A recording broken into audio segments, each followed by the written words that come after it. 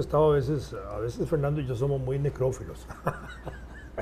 Nos gusta hablar de ciertos temas. Bueno, Estábamos comentando sobre una situación particular de México que refleja la violencia de la sociedad mexicana, en el fondo, porque es una situación que a cualquiera le puede parar los pelos, ¿verdad? En el sentido de que en un pueblo se descubre un furgón, un tipo furgón, con una cantidad enorme de cadáveres que andaba por ahí, ¿verdad? Y estaba parado. sí, Así fue. Era un... Y el eran furgón lo habían situado, la gente dice abandonado, ¿verdad? Pero, Sí, sí, pero sí. lo habían situado por razones prácticas, pero que no eran las razones prácticas de la gente que vive cerca, en las cercanías de un centro de medicatura forense. de medicatura forense en uno de los estados de México. Y es un pueblo como todos. Y de pronto los vecinos observan que hay algo extraño ahí. En primer lugar, había señoras que habían percibido olores que no eran agradables en ciertas circunstancias. Y habían visto que ocasionalmente llegaban vehículos policiales, revisaban y se iban. Y finalmente recurrieron al alcalde. Y el alcalde pidió que se investigara. Y resulta que no hubo mucha investigación que hacer. El asunto era que ese furgón está refrigerado. ¿Cuán bien refrigerado? Eso es asunto que en la pantalla uno no puede verlo, pero en la práctica, digamos, internacional del comercio, muchos furgones son refrigerados. sí, sí. Porque tienen que transportar cosas en determinadas calidades No, claro. de temperatura. Hay cosas que se descomponen. Transportan congeladas Sí, incluso. Sí, totalmente. No, el hecho de que estuviera refrigerado no debería ser extraño. No. Bueno, lo que pasa es que cuando el alcalde logra penetrar el misterio, descubre, se le informa que lo que hay ahí es el contenido del furgón, son cerca de 300 cadáveres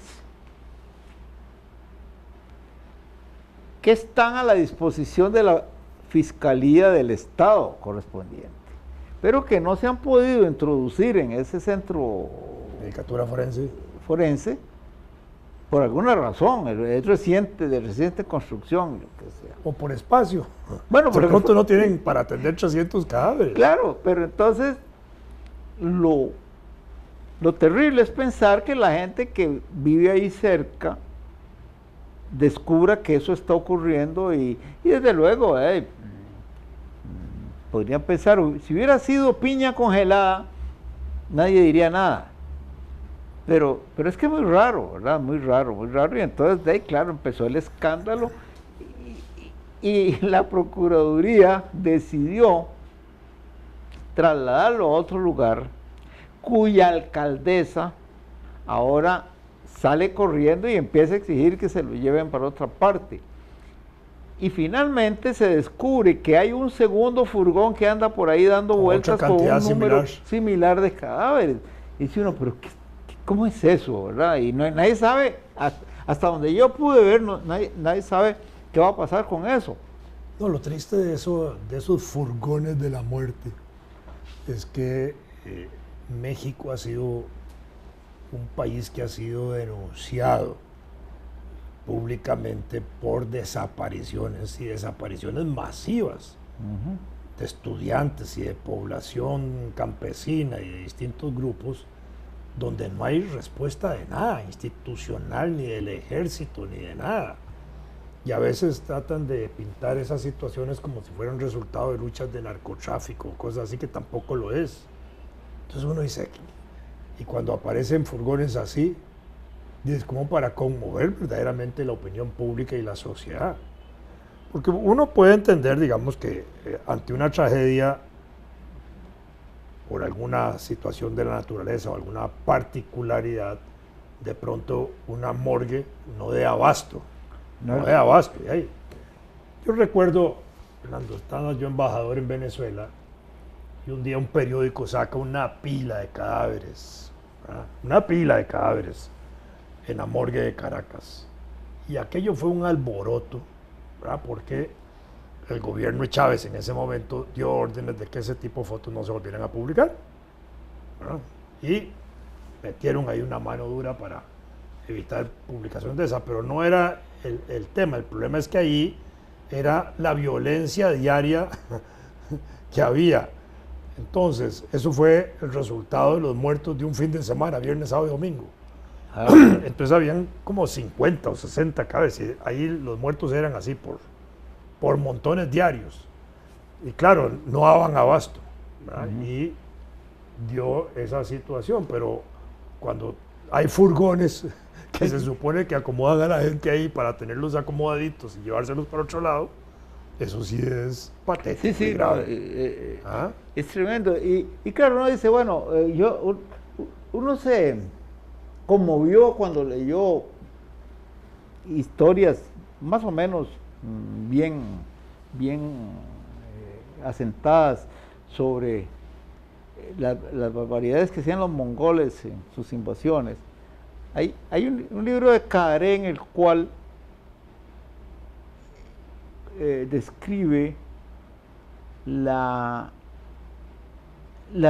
montañas de cráneos que se acostumbraban después de las batallas, y eran verdaderamente pirámides de cráneos. Y claro, es decir, qué horror, pero es que estamos en esta época y hay algo ahí como parecido. Por cierto que una de esas pirámides alguna vez fue pues no destruida, pero sí dispersada por un rayo, y por una razón muy sencilla, porque claro, los mongoles no sabían electricidad, y entonces habían hecho una malla de cobre para sostenerla. Sí, claro. Jalaba rayos por todos lados.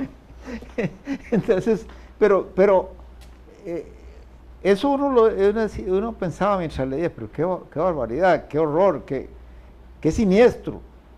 Bueno, como que no ha cambiado mucho.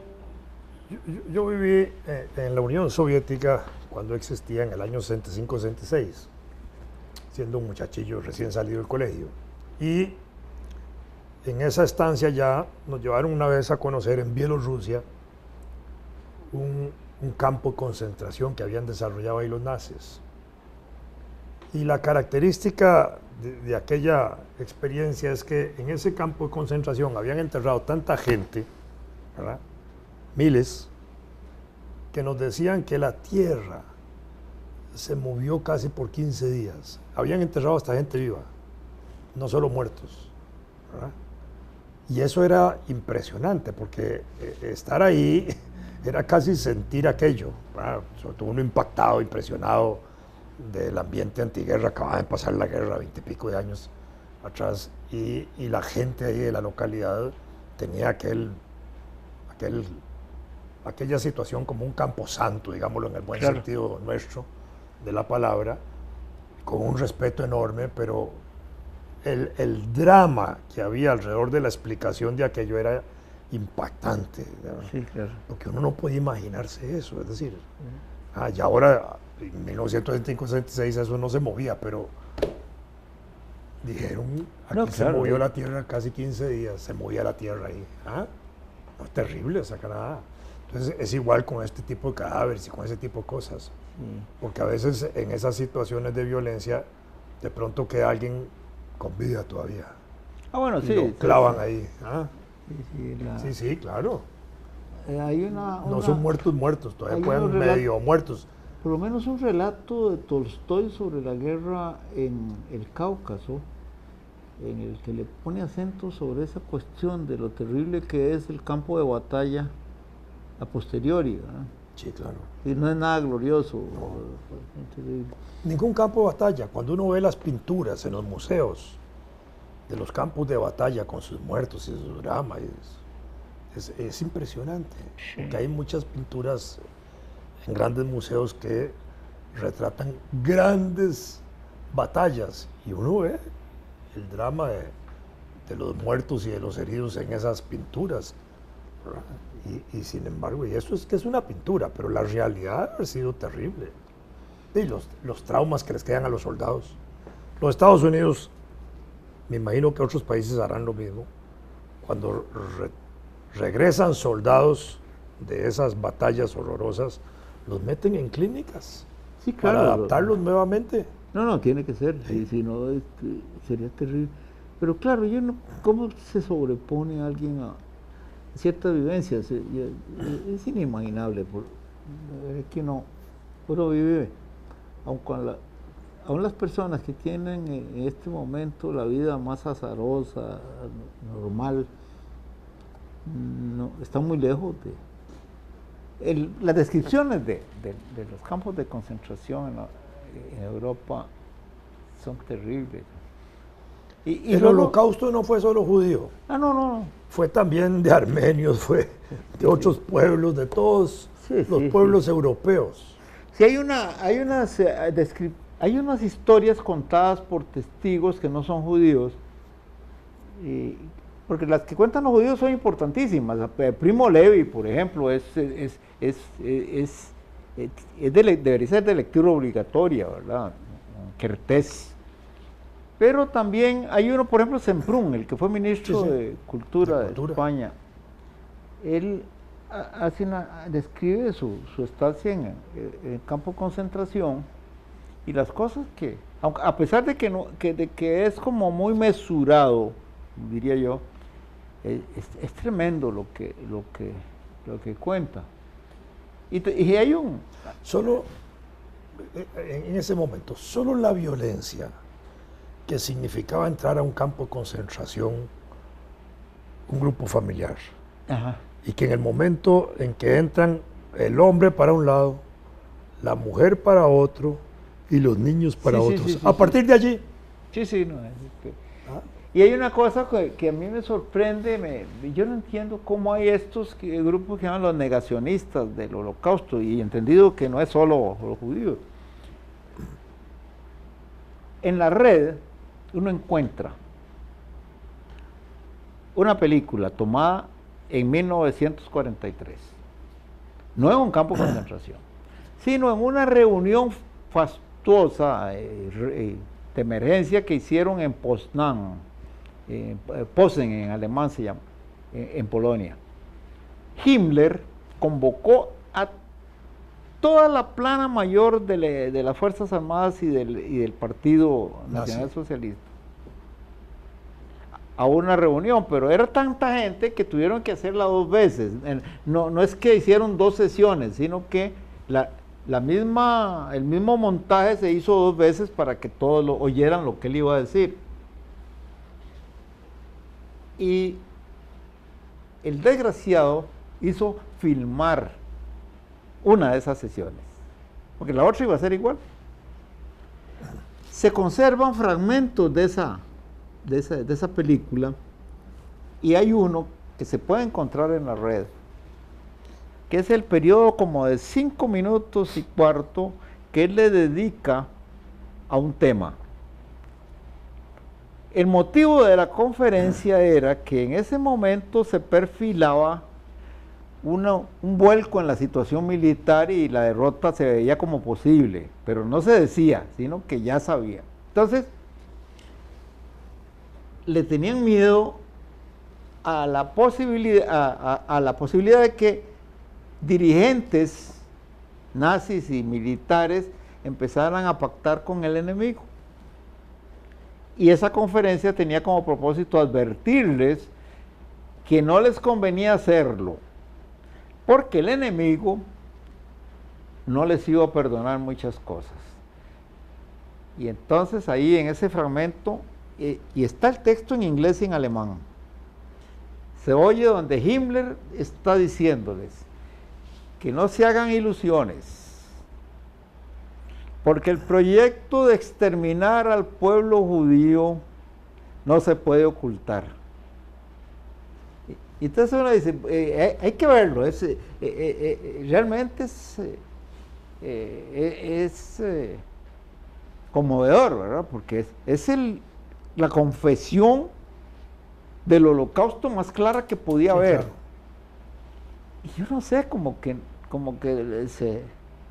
se mantiene oculto eso y está ahí en la red. Usted busca discurso de Himmler, Potsdam 1943 y aparece.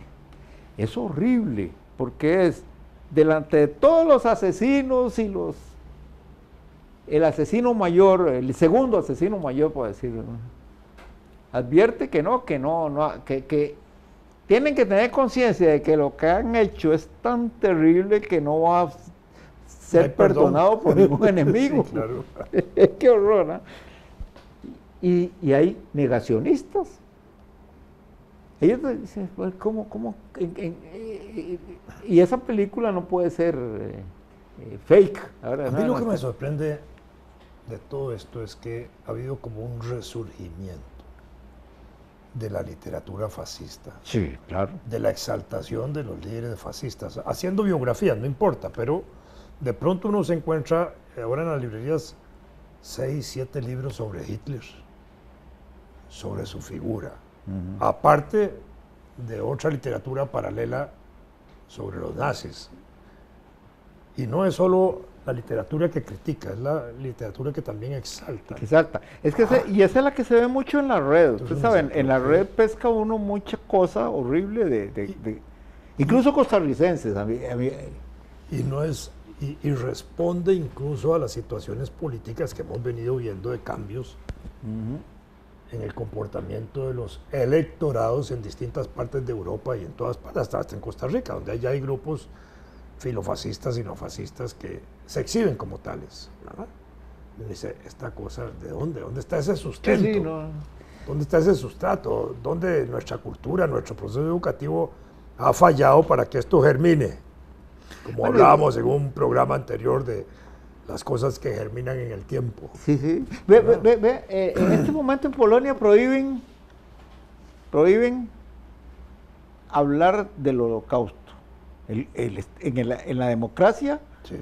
supuesta democracia polaca de la actualidad, del presidente Duda, creo que se llama, prohíben. Ya no hay que hacer alaraca, para decirlo así, alrededor del holocausto, porque claro, ahí está escondido el hecho de que los polacos en mucho colaboraron, pero eso... Pero colaboracionistas hubo en todos los países por supuesto, europeos, empezando por Francia, claro. hasta un gobierno colaboracionista. Pero lo que yo me pregunto es, en esas circunstancias, ¿qué esperan para expulsar a Polonia de la Unión Europea? La Unión Europea es Premio Nobel de la Paz, ¿verdad? Bueno, pero dice uno, bueno... Paréntesis, Unión Europea, hay 34 países en la Unión Europea y ahora que se desarrolló el campeonato de fútbol, 56 países europeos están disputando la Copa. Nada más, te lo dejo ahí. 34 países oficialmente son miembros de la Unión Europea, pero hay 56 equipos de fútbol disputando la Copa Europea. No, pues es que la FIFA sabe más geografía, mejor geografía que eso es lo que pasa. Bueno, es interesante, sí, claro. Sí, por ejemplo, solo en las Islas Británicas hay 4. No, por eso. No, yo sé. Pero digan, ¿no? En las Naciones Unidas hay 194 países. En la FIFA creo que hay como 210. Sí. Ese es casi un chip. En la Cruz Roja creo que son como 198 o 202 países por ahí. Banco Mundial y Fondo Monetario me parece que son 230 países los que tienen para sus políticas. ¿Será que importan de otros planetas? Volvamos al holocausto. No. Estaba viendo que ahora una cosa cómica en relación con Polonia, porque está bien, es un gran país, tiene unas glorias enormes, pero a veces el ridículo obstruye todo lo demás. El presidente de Polonia visita la Casa Blanca y firma un acuerdo con Trump. Pero se ha armado un escándalo en Polonia por la humillación que recibió, porque a la hora de firmar, está Trump en su escritorio firmando, y en una esquina del escritorio, de pie, está el presidente de Polonia firmando. No lo invitaron a sentarse, ni protocolariamente. Sí, entonces, pero ese presidente ha propuesto que se ponga un campo, ¿cómo se llama? Una base militar estadounidense del ejército de Estados Unidos en Polonia. Y que le promete llamarla Fort Trump. ¡Ah! ¿Qué clase? Y entonces, ¿qué clase de bicho debe ser ese presidente? Pero entonces, expertos del ejército de Estados Unidos dicen que es muy difícil, porque en Polonia no hay suficiente espacio para hacer maniobras de tiro. Entonces, ahora sí, tienen que los polacos ocupar la mitad de Ucrania para que haya espacio para que puedan disparar a los gringos. Un campito de entrenamiento, pero de experiencia de bombas, claro. Entonces, como que eso ridiculiza a la supuesta República de Polonia, porque yo no creo, ahora ya como que me tiembla la mano antes de escribir República Polaca. No, pero hay que entender, digamos, esas dimensiones. Cuando uno recuerda la finca de Lyndon Johnson, que fue presidente de Estados Unidos, la finquita de él era más grande que todo el territorio de Costa Rica. Ah, bueno, sí, claro. Un buen campo de tiro. Bueno, ese era un campo de tiro. Ya aterrizamos. Exactamente.